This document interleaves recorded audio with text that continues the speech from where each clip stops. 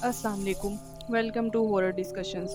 Friends, आप में से कोई अगर ये समझता है कि वो बहुत बहादुर है और उसे रात में लाइट्स ऑफ करके अकेले सोने में भी डर नहीं लगता, तो फिर आपको मेरी ये स्टोरी एंड तक ज़रूर सुननी चाहिए, क्योंकि ये स्टोरी इतनी हॉरर है कि इसको सुनने के बाद आप में से किसी को भी रात को नींद नहीं आने वाली। और फ्रेंड्स, अगर आप लोग हर रोज़ एक नई हॉरर स्टोरी सुनना चाहते हैं तो उसके लिए आपको मेरे चैनल को सब्सक्राइब करना होगा। तो प्लीज़ मेरे चैनल को सब्सक्राइब कर लीजिए और मुझे सपोर्ट करने के लिए मेरी वीडियोज़ को ज़्यादा से ज़्यादा लाइक, शेयर एंड कॉमेंट भी कीजिएगा। और अगर आप भी अपनी कोई स्टोरी हमारे साथ शेयर करना चाहते हैं तो आप इस ईमेल पर अपनी स्टोरी शेयर कर सकते हैं। तो फ्रेंड्स, ये वाक़या पेश आया था काशी और उसके दोस्तों के साथ।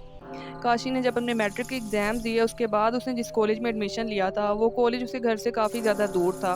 यानी काशी को अपने घर से कॉलेज जाते हुए तकरीबन 2 घंटे का वक्त लग जाता था और उसके लिए काशी को सुबह-सुबह उठना पड़ता था और बहुत ज़्यादा देर तक बाइक चलाकर कॉलेज पहुंचना पड़ता था। तो इसलिए काशी ने सोचा कि वो कॉलेज के आस-पास जो है कहीं अपनी रहने का बंदोबस्त कर ले। तो उसने अपने पेरेंट्स से इस बात की इजाज़त ली कि वो उसे इजाज़त दें कि कॉलेज के आस-पास वो किसी फ्लैट में या कहीं भी किराए पे रहना शुरू कर दे। तो उसके पेरेंट्स ने उसको इजाज़त दे दी। तो उसने कॉलेज के आस-पास अपने रहने के लिए कोई जगह ढूँढना शुरू कर दी। तो एक दिन उसको पता चला कि कॉलेज के थोड़ा-सा पास जो है एक घर है जो किराए के लिए खाली है। तो काशी फ़ौरन वहाँ पहुँच गया और जब उसने घर देखा तो उसे वो घर बहुत ज़्यादा पसंद आया। अब ये घर जो था ये 2 पोर्शंस का था और इसके हर पोर्शन में 3 बेडरूम्स, 2 बाथरूम और 1 किचन था और ये काफ़ी अच्छा बना हुआ था घर। और सबसे अच्छी बात इस घर की ये थी कि इस घर का किराया बहुत ज़्यादा कम था और ये सुन के काशी बहुत ज़्यादा खुश हुआ कि इतने कम किराए में मुझे इतना अच्छा घर मिल गया, तो उसने फ़ौरन वो घर डन कर लिया। अब घर काफ़ी बड़ा था तो काशी ने अपने साथ अपने 2 दोस्तों समी और असद इन दोनों को भी कन्विंस किया कि वो लोग भी आके इसके साथ उस घर में रहें। क्योंकि वो भी उसी कॉलेज में जाते थे जिसमें काशी जाता था। तो अब वो समी और असद वो दोनों भी मान गए और वो भी इसके साथ आ गए, इस घर में शिफ्ट हो गए। अब ये घर इतना बड़ा था तो इन लोगों ने डिसाइड किया कि जो नीचे वाला पोर्शन है उसको ये लोग ही रहने देते हैं और ये तीनों ऊपर वाले पोर्शन में रहेंगे। और ऊपर वाले पोर्शन का जो एक मास्टर बेडरूम था उसमें इन तीनों ने अपने बेड जो हैं वो सेट कर लिए और ये तीनों वहाँ पर रहने लग गए। अब उस बेडरूम में 2 विंडोज़ थी। तो समी ने अपना बेड विंडो के बिल्कुल सामने लगा लिया और उसके बिल्कुल ऑपोजिट काशी और असद ने अपना अपना बेड जो है वो लगा लिया। तो अभी ये लोग सेटिंग वगैरह कर ही रहे थे कि इनके जो एक नेबर थे वो इनसे मिलने के लिए आए। तो उन्होंने इनको बताया कि मैं आप लोगों का नेबर हूँ और अगर आप लोगों को किसी भी चीज़ की ज़रूरत हो तो आप लोग मुझे बताइएगा, मैं हाज़िर हूँ। तो इन्होंने कहा ठीक है अंकल, हम आप लोगों को बता देंगे अगर हमें किसी भी चीज़ की ज़रूरत होगी तो। तो वो अंकल जो हैं वो वापस जाने लगे तो एकदम से रुके और उन्होंने इनसे कहा कि अच्छा, एक और आपको बात बता दूँ कि आप में से कोई भी ना अकेले इस घर में मत रहना।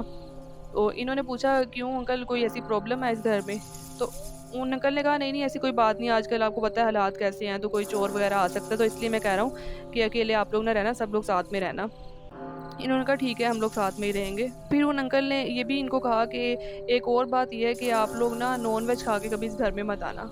तो अब इनको थोड़ा-सा हुआ कि ये अंकल इस तरह की बातें क्यों कर रहे हैं? तो इन्होंने पूछा अंकल कोई प्रॉब्लम है तो आप प्लीज़ हमें बता दें। तो अंकल ने कहा नहीं, नहीं बेटा कोई प्रॉब्लम नहीं है, बस जो मैं कह रहा हूँ आप उस बात पे अमल करना। और ये कह के वो अंकल चले गए। तो अभी जो काशी था ये थोड़ा-सा नॉन बिलीवर टाइप का था, यानी कि इसको जिन, भूत इन सब चीज़ों पे बिल्कुल बिलीव नहीं था। उसको इतना तो था कि हाँ, ये चीज़ें होती हैं, लेकिन वो इस चीज़ पे बिलीव नहीं करता था कि वो इंसानों के आस-पास होती है या इंसानों को कोई नुकसान वगैरह पहुँचाती है। तो इससे तो कोई फ़र्क नहीं पड़ा, लेकिन असद और समी थोड़ा-सा वो डर गए कि ये अंकल किस तरह की बात करके चले गए हैं। तो काशी ने उन दोनों को कहा कि यार तुम लोग भी क्या उनकी बातों में आ रहे हो, छोड़ो और अपना काम करो। मुझे लगता है वो हमें बच्चों को देख के ना ऐसे डराने के लिए आ गए थे। अच्छा, अब ये लोग वहाँ पर रहना शुरू हो जाते हैं और अच्छे से बहुत इनके दिन गुज़र रहे होते हैं और 2-3 महीने इस तरह से गुज़र जाते हैं और बिल्कुल नॉर्मल, कुछ किसी को कोई चीज़ महसूस नहीं होती है। अब 2 जब 3 महीने गुज़र जाते हैं तो आहिस्ता-आहिस्ता से अब समी को ना कुछ चीज़ें महसूस होने लग जाती है उस घर में। उसको ऐसा लगता है जैसे उस घर में उन तीनों के अलावा कोई और भी मौजूद है, कोई है जो हर वक़्त उनके आस-पास है।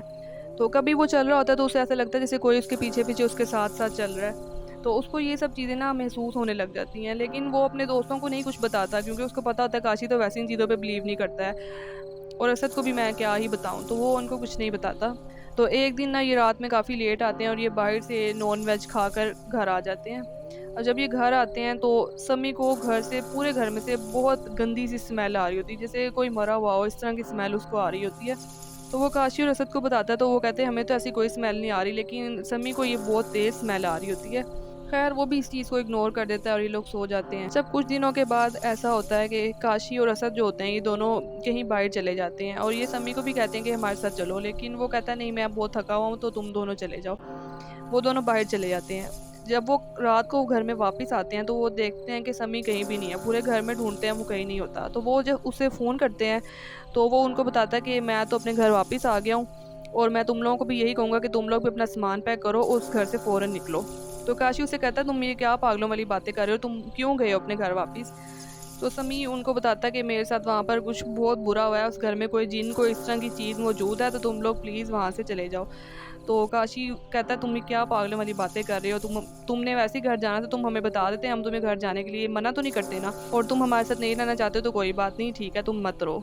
ये कह के वो फ़ोन बंद कर देता है। अब असद डर रहा है, थोड़ा थोड़ा डर रहा होता है, उससे थोड़ा डर लग रहा होता है, लेकिन काशी उसको कहता है नहीं यार, तुम्हें पता है ना, वो तो पहले ही हर वक्त अपने घर वालों को याद करता रहता था, तो इसने जाना ही था किसी न किसी बहाने से, तो वो चला गया।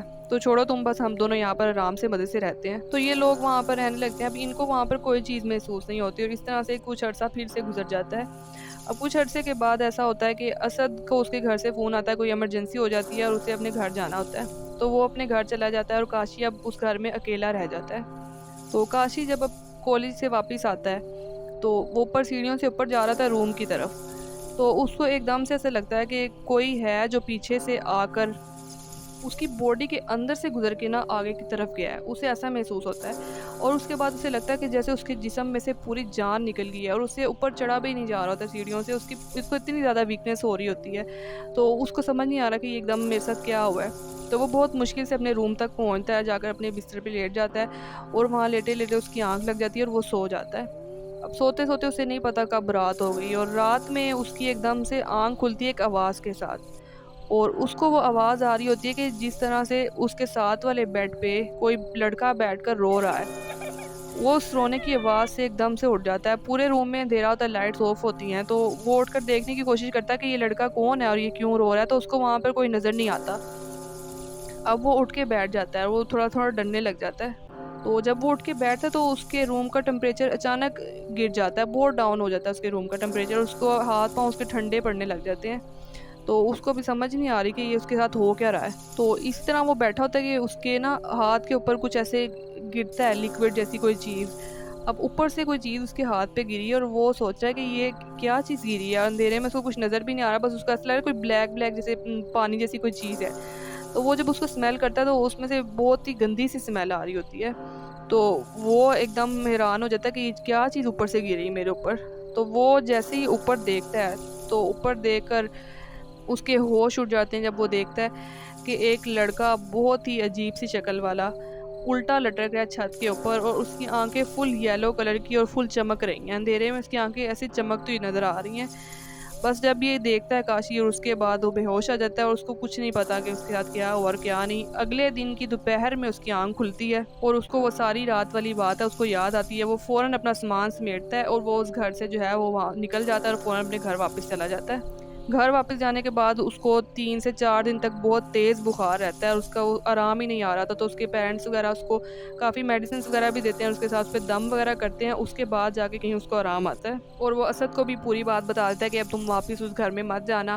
वो लोग अपना सामान वगैरह जो है निकलवा लेते हैं वहाँ से और फिर दोबारा वो कभी भी उस घर की तरफ नहीं जाते हैं। तो ये वाक़या इन 3 दोस्तों के साथ पेश आया था और ये वाक़ई में एक बहुत ही क्रीपी इंसिडेंट है। तो अगर आप लोगों को ये स्टोरी पसंद आई हो तो फ्रेंड्स मेरी स्टोरी को लाइक, शेयर, कमेंट ज़रूर कीजिएगा और मेरे चैनल को सब्सक्राइब भी ज़रूर कर लीजिएगा। अब मिलेंगे कल किसी नई स्टोरी के साथ, तब तक के लिए अल्लाह हाफ़िज़।